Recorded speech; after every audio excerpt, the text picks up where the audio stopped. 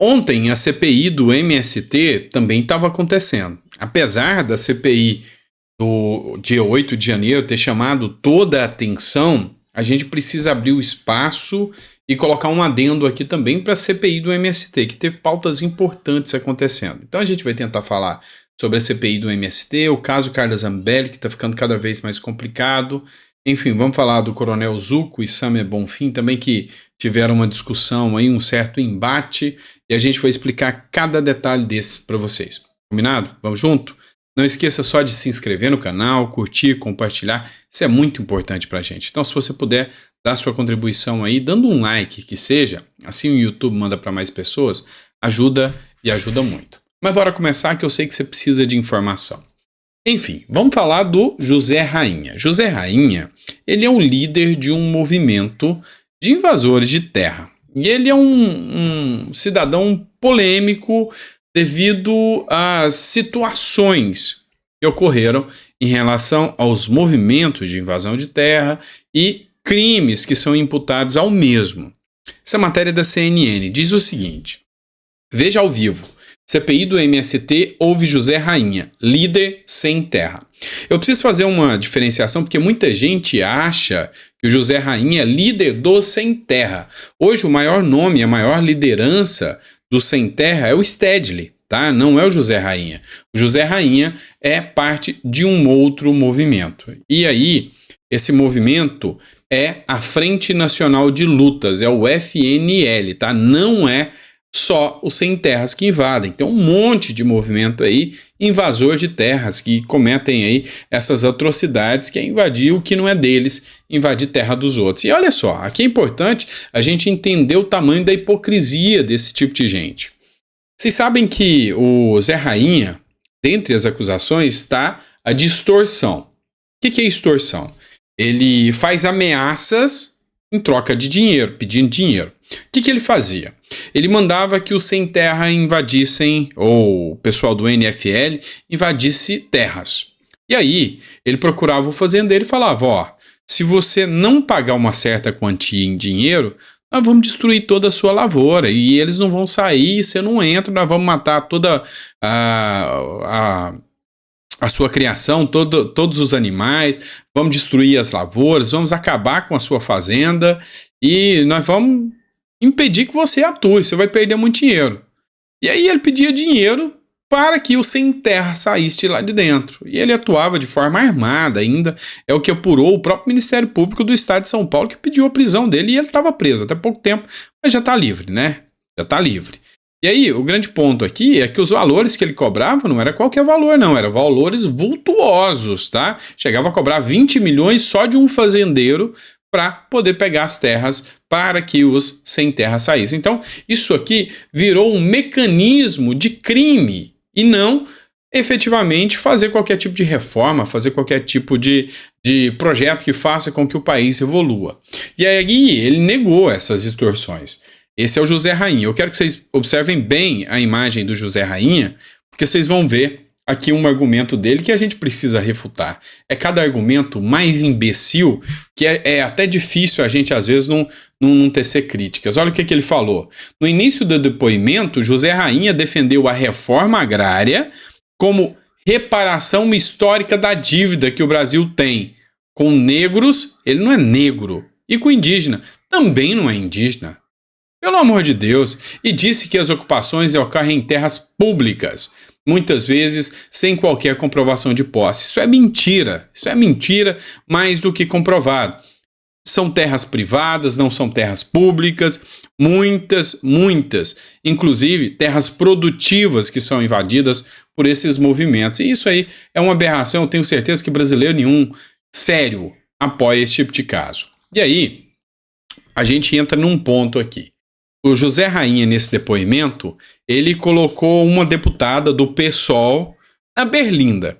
Olha só o que ele comentou. Ele falou o seguinte, ó, tem uma relação fraterna com a Sâmia. A Sâmia que ele está falando aqui é a Sâmia Bonfim. Ela é do PSOL, esposa do Glauber Braga, que também é do PSOL, ambos deputados federais. E o José Rainha falou que tem uma relação fraternal com ela. E aí fizeram pressão em cima da Sâmia e o vínculo que ela tem em cima em relação ao José Rainha, o porquê que ela defende tanto esses movimentos sem terras, e aí, ameaçado de prisão, de novo, né, de voltar para prisão, o líder sem terra não negou o vínculo com a Sâmia, não. Falou que tem vínculo com ela, é uma relação fraterna e que atualmente a Sâmia dá emprego à ex-mulher do José Rainha. O jornal Brasil Sem Medo também fez a publicação aqui questionando, né? José Rainha admite relação fraterna com deputada do PSOL em depoimento da CPI do MST. E essa aqui é a Sâmia Bonfim, que se elege em cima dessas pautas de movimentos sem terra, movimentos sociais. E aí o jornal Brasil Sem Medo escreve o seguinte: durante a CPI do MST, o líder da Frente Nacional de Luta, Campo e Cidade, FNL, José Rainha, afirmou que sua relação com a deputada federal Sâmia Bonfim, integrante da CPI, é de caráter fraterno. Rainha afirmou ter pedido votos para parlamentar nas eleições de 2018.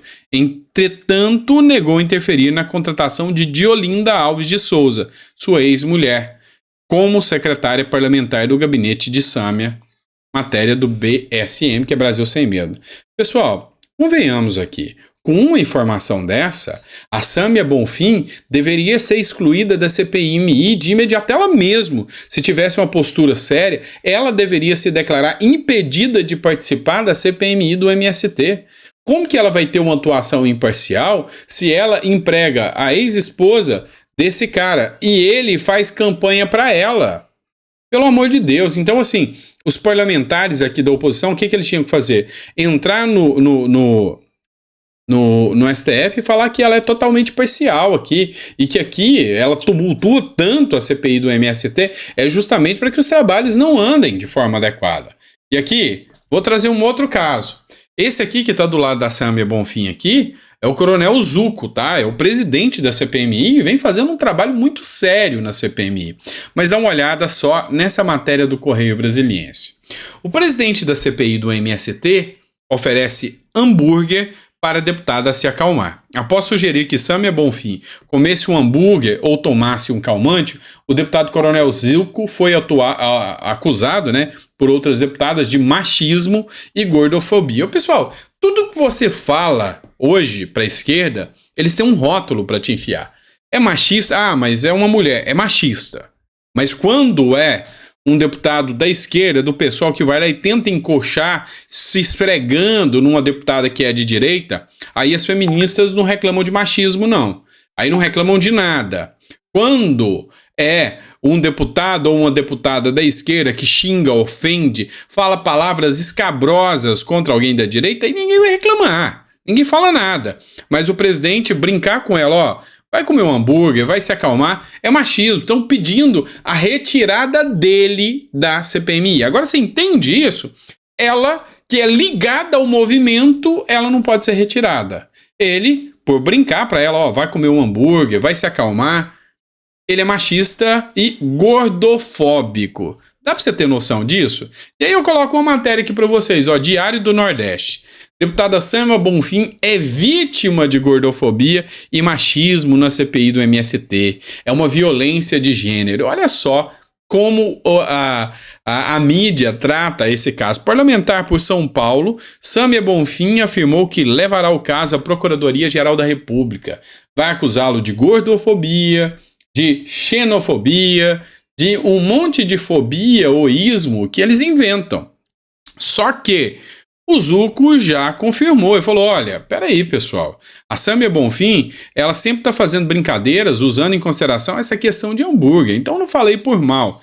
E aí tentaram desmentir, mas não tem como discutir. É só você dar uma olhada no que ela publicou no seu próprio Twitter aqui, ó.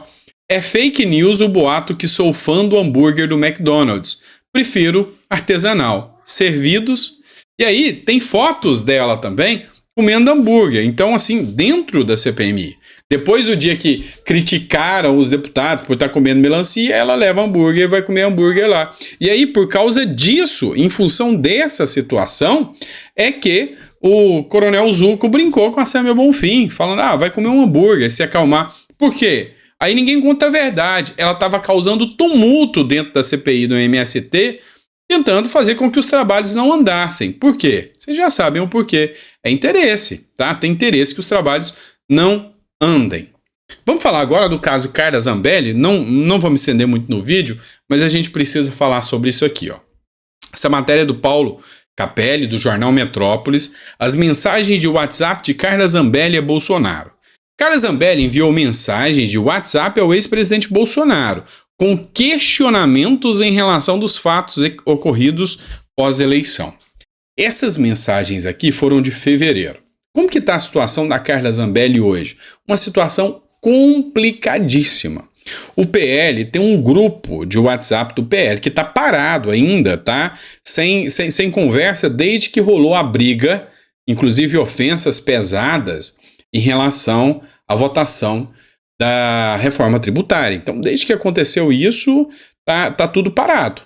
O grande ponto agora, esse grupo de WhatsApp, o grande ponto agora é que nenhum deputado, mesmo do PL, quer ter sua imagem associada a Carla Zambelli. Tá?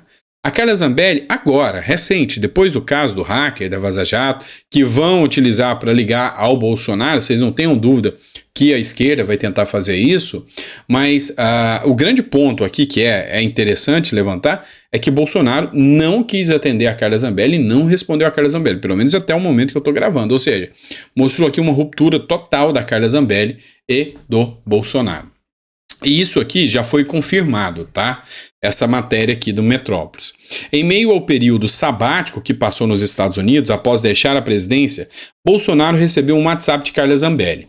Na mensagem, em fevereiro, a deputada ressaltava ser uma das suas mais fiéis apoiadoras e demonstrava incômodos com relatos publicados na mídia de que o ex-presidente estaria irritado com ela. Isso aqui aconteceu mesmo, e é fato que a Carla Zambelli sempre foi muito fiel ao Bolsonaro, apesar dos erros que cometeu, e a gente já conversou sobre isso aqui. Aquele caso dela com a arma durante a eleição foi um péssimo negócio, inclusive para o Bolsonaro.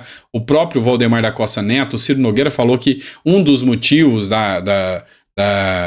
do Lula voltar ao poder é a Carla Zambelli, que afastou muita gente que estava no meio termo, em cima do muro, correu do Bolsonaro com medo do extremismo.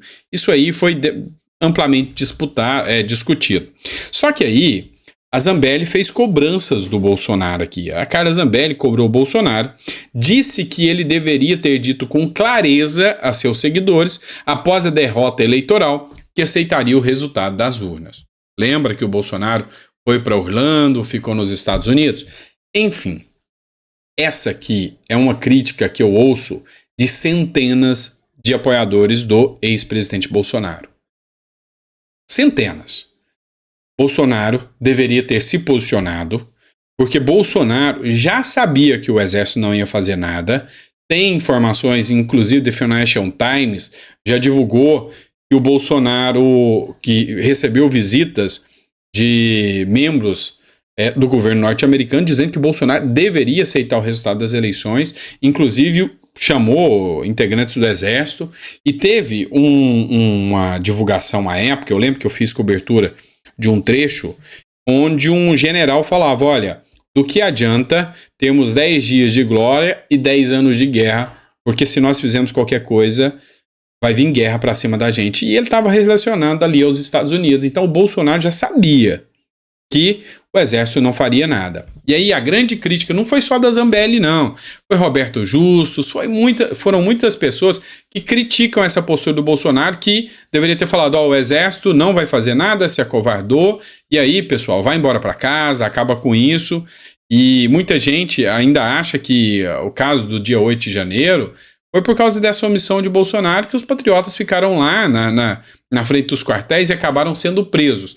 Essa foi a crítica que a Carla Zambelli fez ao Bolsonaro. Isso em fevereiro, e de lá para cá, as informações que se tem é que nem teve conversa mais entre Bolsonaro e Zambelli, que Bolsonaro ficou muito chateado com a Zambelli. Eu queria muito que você desse a sua opinião, que você falasse o seu ponto de vista sobre esse caso aí, porque esse caso é um caso emblemático. Eu mesmo teci críticas sobre esse caso aqui, mas eu queria a sua opinião. Realmente, você acha que, uma vez que Bolsonaro sabia que o exército não ia fazer nada, ele não deveria ter se manifestado? Qual que é o seu ponto de vista? Coloca nos comentários que é muito importante a gente saber aí o seu verdadeiro ponto de vista, tá? Porque a Zambelli é um apoiador do Bolsonaro, foi muito fiel e fez esse questionamento. Muitos outros que falavam abertamente que Bolsonaro era melhor do que Lula tiveram esse questionamento. Eu questionei isso. Bolsonaro deveria ter se manifestado. O Monark falou isso. Muitos que esperavam mais do Bolsonaro esperavam que ele tivesse feito isso e ele não fez. E no seu ponto de vista, o que você acha sobre isso? Coloca no comentário. É importante para a gente saber. Se você acha que não, ele fez, foi tudo certo, ele deveria ter ido embora mesmo, deixar o povo, mesmo sabendo que o exército não faria nada. Ou se ele deveria ter falado, o exército não vai fazer nada. Eu faço essa pergunta a vocês. Coloquem no comentário, que é muito importante a gente saber o ponto de vista de vocês, tá certo? Grande abraço, fiquem com Deus e até o próximo editorial.